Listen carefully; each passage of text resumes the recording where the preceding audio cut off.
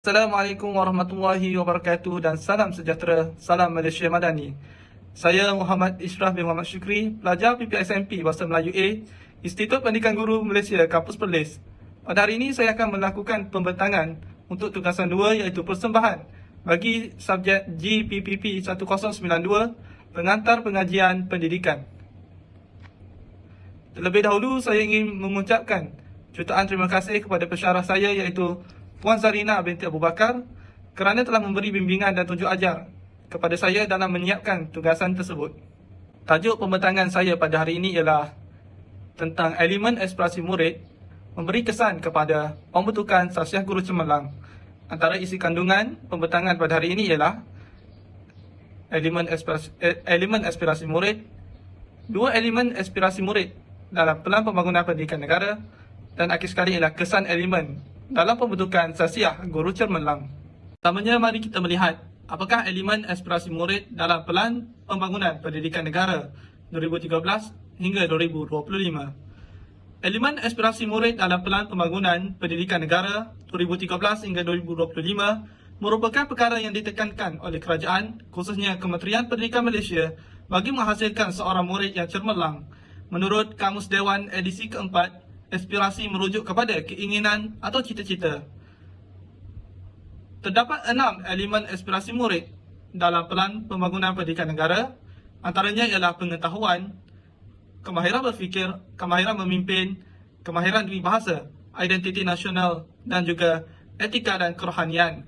Oleh itu, semua pihak harus berganding bahu seperti guru, ibu bapa dan masyarakat dalam mewujudkan dan menghasilkan seorang pelajar atau murid yang mempunyai pendidikan yang seimbang dan memiliki aspirasi tersebut di sekolah. Terusnya, mari kita melihat 2 elemen aspirasi murid. Elemen pertama ialah kemahiran berfikir. Kemahiran berfikir adalah satu elemen yang penting perlu dimiliki oleh murid dan pelajar supaya mereka mampu untuk berdaya saing pada peringkat global. Berfikir adalah satu proses kognitif iaitu menggunakan mental yang membolehkan maklumat diperoleh, pengetahuan berkembang serta ilmu boleh dicerna. Kemahiran berfikir membolehkan murid membina pengetahuan yang sedia ada dan pengetahuan baharu. Contohnya, seseorang itu telah mempunyai idea sebelumnya. Selepas itu mereka berfikir dengan tinggi menyebabkan idea tersebut boleh menjadi kepada pengetahuan yang baharu. Murid juga dapat membina kemahiran irkuri dan belajar cara terus dapat pelajaran sepanjang hayat. Akhir sekali, murid perlu menguasai kemahiran berfikir aras tinggi iaitu kebat dan mampu melakukan inovasi dalam menempuh dunia yang serba moden dan canggih ini. Dalam elemen aspirasi murid iaitu kemahiran berfikir, setiap murid perlu menguasai kemahiran berfikir seperti 3 komponen. Yang pertama ialah pemikiran yang kreatif dan inovasi, iaitu seorang murid yang mampu menginovasi, menjana kemungkinan, mencipta idea dan pendapat serta pengetahuan yang baru. Komponen kedua ialah pemikiran kritis serta penaklukan, iaitu setiap murid perlu mempunyai keupayaan untuk menganalisis maklumat, menjangka masalah ataupun mengkaji masalah dan mendekati isu secara kritis, logik, induktif dan didaktif untuk mencari penyelesaian dan membuat sesuatu keputusan. Komponen yang ketiga ialah keupayaan belajar. Keupayaan belajar merujuk kepada murid mampu untuk memacu pembelajaran kendiri dengan kemampuan menghargai nilai dan pembelajaran sepanjang hayat. Terusnya, mari kita melihat elemen aspirasi murid yang kedua iaitu kemahiran memimpin. Pembangunan tamadun sesuatu bangsa terletak kepada kualiti seseorang kepimpinan yang menerajui sebuah negara. Kemahiran memimpin adalah satu kemahiran yang perlu dikuasai oleh setiap murid bagi mengurus sesuatu hal. Menurut Certo 1997, kepimpinan ialah proses pengarahan tingkah laku orang lain ke arah penyempurnaan sesuatu objektif. Kemahiran memimpin ini penting bagi memimpin dan bekerja bersama orang lain secara berkesan. Sistem pendidikan berusaha dalam membantu setiap murid bagi mencapai potensi dalam penglibatan diri sebagai pemimpin serta bekerja dalam kumpulan. Dalam konteks pendidikan terdapat 4 unsur kepimpinan. Yang pertama ialah keusahawanan. Ia merujuk kepada ciri-ciri usahawan yang mana seseorang yang kreatif dan mempunyai daya imajinasi dan inisiatif serta mampu melakukan perubahan. Sekolah perlu membentuk budaya keusahawanan supaya murid mampu menjana kemakmuran dan pertumbuhan ekonomi. Yang kedua ialah berdaya tahan. Setiap murid dapat membina cara berfikir yang konstruktif serta mampu menghadapi rintangan dan atau masalah.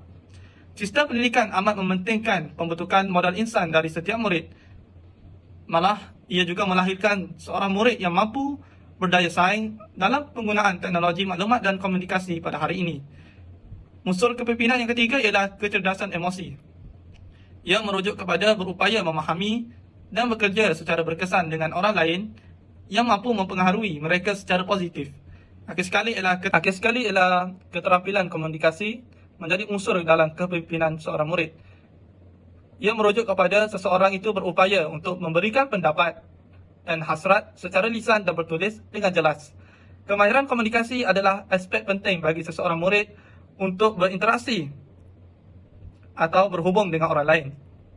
Komunikasi yang baik dapat meningkatkan jati diri bagi seseorang pemimpin. Terusnya, mari kita melihat antara kesan elemen dalam pembentukan sasiah guru cemerlang. Yang pertama ialah melahirkan seorang guru yang bertanggungjawab dan amanah. Guru di sekolah perlu mempunyai sifat bertanggungjawab dan amanah dalam melakukan tugas. Guru sangat bertanggungjawab ke atas muridnya ketika mereka melakukan aktiviti pengajaran dan pembelajaran di dalam kelas. Guru dikatakan bertanggungjawab kerana beliau telah mencurahkan tenaga dalam mengajar murid di sekolah. Seterusnya, murid-murid mampu menguasai kemahiran berfikir sesuatu perkara selepas guru menjadi pemudah caraan. Hal ini demikian kerana guru merupakan orang terawal dalam memberikan pendedahan kepada setiap murid dan menjadi orang yang penting dalam melahirkan manusia yang berkualiti. Kesannya, penguasaan murid dalam berfikir membolehkan murid memberikan idea yang bernas dan selepas mampu berfikir dengan baik. Terusnya, kesan yang kedua, elemen dalam pembentukan sasiah guru cemerlang ialah melaksanakan pembelajaran sepanjang hayat. Iaitu, guru yang cemerlang adalah penting dalam membentuk kejayaan dalam pendidikan. Kejayaan seorang guru juga merupakan kejayaan seorang murid. Seorang guru perlu melengkapkan diri mereka dengan ciri-ciri pendidikan abad ke-21 dengan sentiasa meningkatkan pengetahuan serta kemahiran. Mereka amat penting bagi memastikan pembelajaran sepanjang hayat untuk meningkatkan profesionalisme keruguan diamalkan. Guru juga perlu mempelbagaikan cara pengajaran di sekolah supaya sejajar dengan perkembangan teknologi masa kini. Sebagai contoh, guru pada hari ini mengamalkan pengaplikasian teknologi pembelajaran di sekolah bagi mempelbagaikan bahan mengajar untuk menarik minat murid di dalam kelas. Sekali elemen yang terakhir, aspirasi murid terhadap pembentukan sasiah guru cemerlang ialah dapat menjadikan guru bersikap demokrasi. Seorang guru perlu ada sikap demokrasi, iaitu tidak melakukan diskriminasi ataupun bersikap tidak adil kepada anak murid. Guru mestilah bersikap adil kepada semua anak murid yang mempunyai latar belakang yang berbeza. Hal ini demikian kerana setiap murid mempunyai kebolehan dan kelemahan yang sangat berbeza. Contohnya, ada murid yang kurang mampu untuk berfikir. Sebagai guru, kita perlu memberi pertolongan kepadanya. Dan juga guru perlu mencari pemimpin yang begitu yang betul.